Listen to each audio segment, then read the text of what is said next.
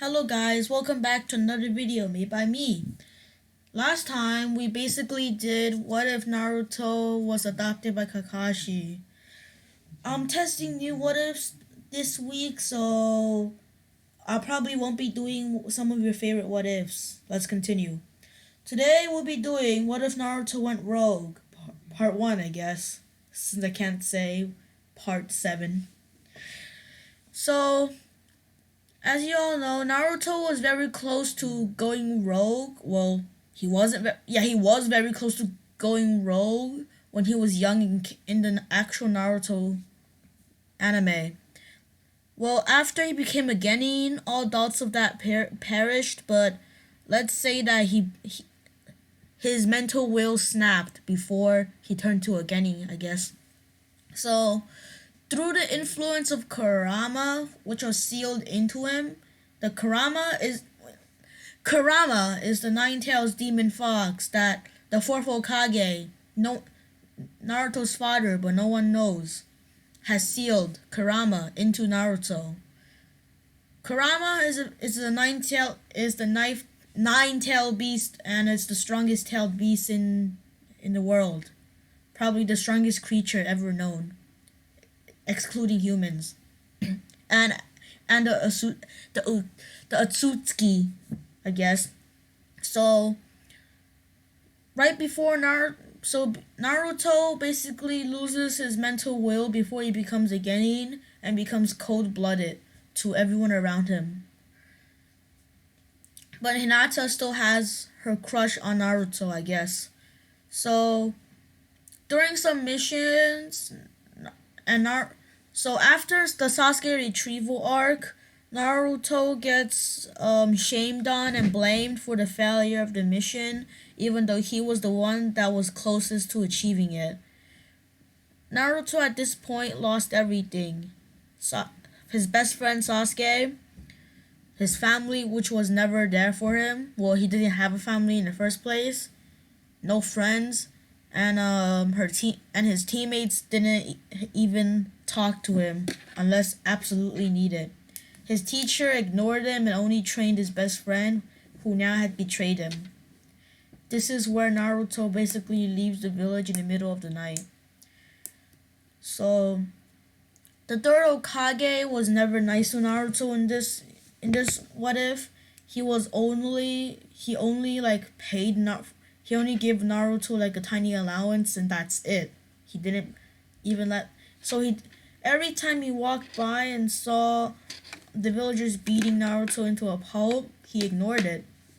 Every single time he saw Naruto getting made fun of just because he was sealed. So every time he walked past Naruto getting made fun of because the kid's parents told him to not become friends with him, he ignored it. He almost didn't let Naruto pass through the Genin test until Iruka basically begged for it. Naruto basically escapes the village in the middle of the night, taking the scroll of sealing, the most important scroll in the entire village. He learned many jutsu through the scroll with the help of Kurama. Kurama teaches Naruto chakra control and forces Naruto to train stamina every day.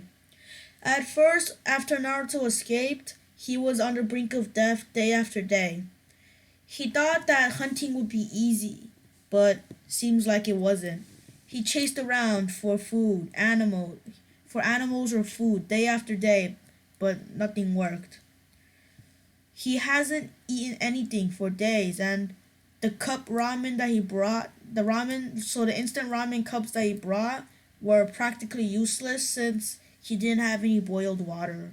So all he could do was eat it raw, and that didn't last for very long. Naruto passed out from hunger and weakness in the middle of the forest and woke up 2 days later to find himself near a fireplace in the log cabin. He jumped up from where he was and collapsed down onto the floor again since his body hasn't gotten any nutrition for over a week. A man's voice echoed through the room and said, "Easy there. I found you passed out in the forest and you looked starved." Naruto sat back down and nodded. "So what's your name?" Naruto replied with Naruto. Just Naruto. The man chuckled and said, "No surname, eh? Touchy are we?" Nar- Naruto Naruto tensed and put his hand into his pocket where he had a kunai. The man put his hands up and said, "I'm not here to hurt you. I'm just here to know why you were passed out in the forest and if I can help."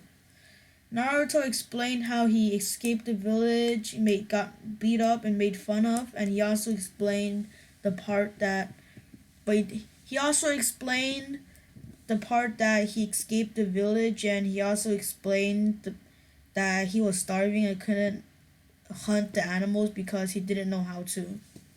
The man laughed and said, "Alright, first I'll feed you."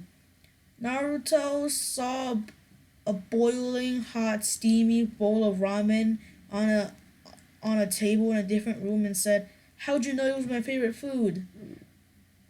The man froze and said, Since I love ramen, I thought you would too."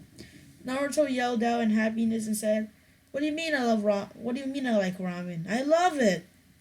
So Naruto slurped through the bowl in an instant, and that satisfied Naruto for the time. Since Naruto is more battle hardened and faced more challenges in this what if, he isn't like the brash and out yelling kid that he was usually. So Naruto anyways, so Naruto basically learned hunting techniques, building traps, and how to clean water to be safe to drink. He also learned about how to make a fire without using any jutsu with only one piece of wood. Let's just say that he found a way to do it, okay? I don't think it's possible in real life. Naruto also acquired many weapons from the man, and Naruto was told by him that he lives in this location 24/7. Well, he lives in this nearby location for his entire life, and he's not planning to change no matter what. Naruto thanks him and said, "I'll come back from time to time bringing you stuff." The man laughed and said, "Sure be it. Have a safe journey." So Naruto now continued his journey to power because now he wants to destroy Konoha, his village. Naruto trains every day with Kurama in his mind while he slept. He trained his stamina by hunting animals, and he trained chakra control by using shadow clones. After a year, Naruto was more than what you could call a child. His eyes lost the glint that he usually had, and his face wasn't as bright as it was. It was dark, filled with dark thoughts and evilness. So Naruto learned out that Kurama was actually innocent since he was controlled by somebody else to attack the village, but he couldn't explain since the village doesn't care about what he does and how he is. Naruto now is basically traveling aimlessly to random locations since he doesn't have a goal yet, but he's still doing his training regimen too. So basically, now Naruto is in a village, and this village is in the middle of several great nations, just excluding the mist, because the mist was a bit far away. So Naruto was now looking at a map and deciding which way he should go. He could go, yeah, he can basically go northwest to the earth. He can go northeast to the lightning village, Kumo basically. He can go southwest to Suna, and he's definitely not going southeast to Konoha. No way is he going there yet. He still needs to be strong enough, and he still wants to destroy Konoha no matter what. So Naruto decides to go to Kumo because he did some research about his parents during his travels, and Kumo, I mean, the Earth Village was a dangerous place for him to be in. So he decided to go to Kumo since he doesn't he practically won't learn anything from the Sound Village. The Sound Village may have the strongest, well, not strongest, but like the largest army in the entire five great nations, but they were just normal cannon fodder. Rarely in the Sound Village were there people that were skilled. Rarely. Naruto arrives. Naruto arrives in the Lightning Nation and cross the border. He avoids the majority of the border patrols and goes through several villages on his way.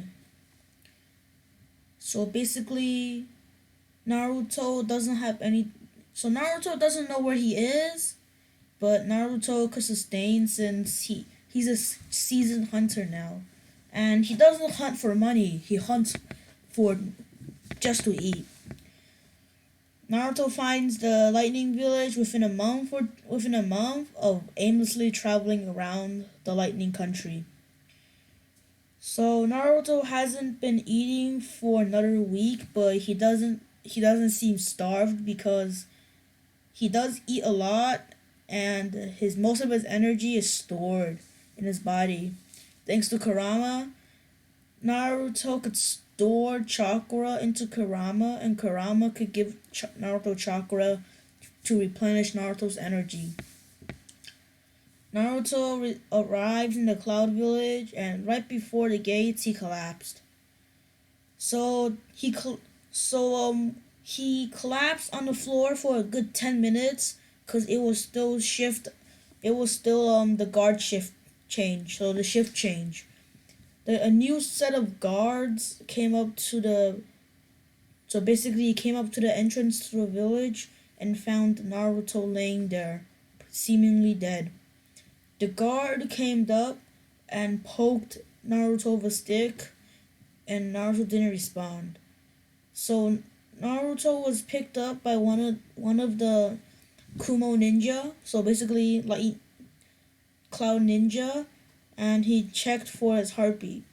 Naruto still had a strong heartbeat, but he was collapsed due to tiredness. Naruto was brought into the village, and the Raikage, with one look, could tell exactly who Naruto was. Alright guys, thanks for watching to the end. It would be good if you subscribe. Thanks for watching and rock it away.